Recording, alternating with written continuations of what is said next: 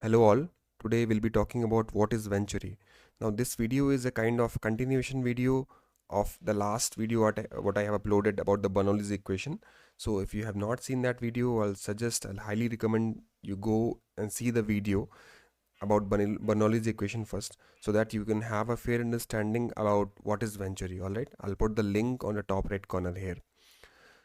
So to understand Venturi, let's assume we have a converging and diverging duct which is having two sections 1 and 2.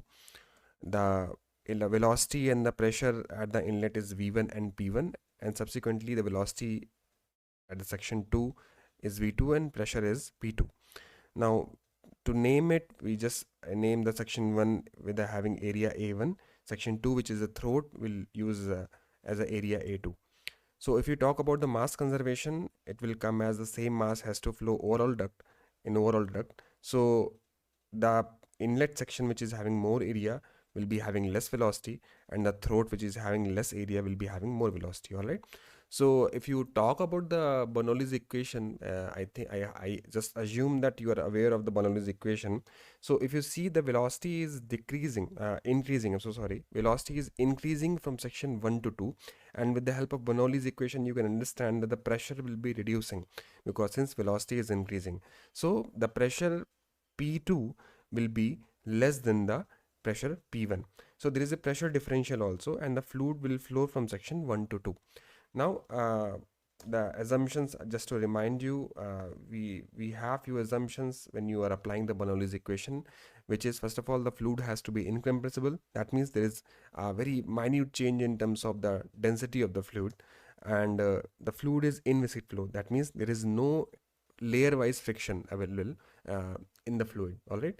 So the major thing about this Venturi is by the way, this device which acts in this fashion is called Venturi, and the things you have to notice about this thing, which is very concerning, is the difference P1 minus P2, the pressure difference, because this pressure difference is used in many mechanical applications, which I'll be explaining next to you. All right, how do you measure this pressure difference? You can simply use a YouTube manometer, and you can connect this, and the fluid difference in the pressure difference of the fluid in the manometer will tell you the pressure differences. All right, so let's see how we can use this Venturi in some mechanical application. So first of all, Venturi is used in, if you are aware, in the carburetor of a automobile engine, generally a gasoline or petrol engine, we have a carburetor.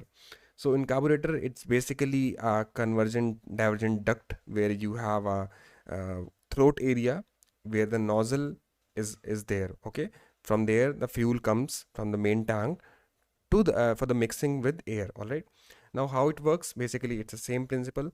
The air which is coming in this Venturi will create less pressure at this throat area, and outside the pressure is atmospheric pressure, so there is a pressure difference created, and the fuel is automatically transferred from the fuel tank to this Venturi, basically duct, and it is easily mixed with the air.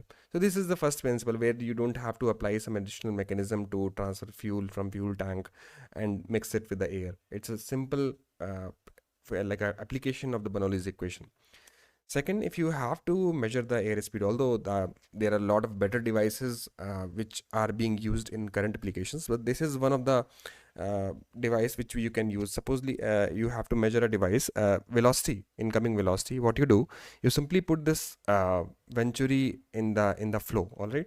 So what you want to know is you want to know the velocity of the inlet. Okay, you want this V1. Now what you are available with, you have this area A1 and A2, and how did you measure this P1 P2? You use the YouTube manometer. All right, so you have all the other values, and if you rearrange the Bernoulli's equation, you will get V1 square is equal to 2 upon rho P2 minus P1 plus V2 square. All right, just for the sake of understanding, this rho is not the density of the air. This rho is the density of the fluid which is inside the YouTube manometer. Just be aware of it. All right.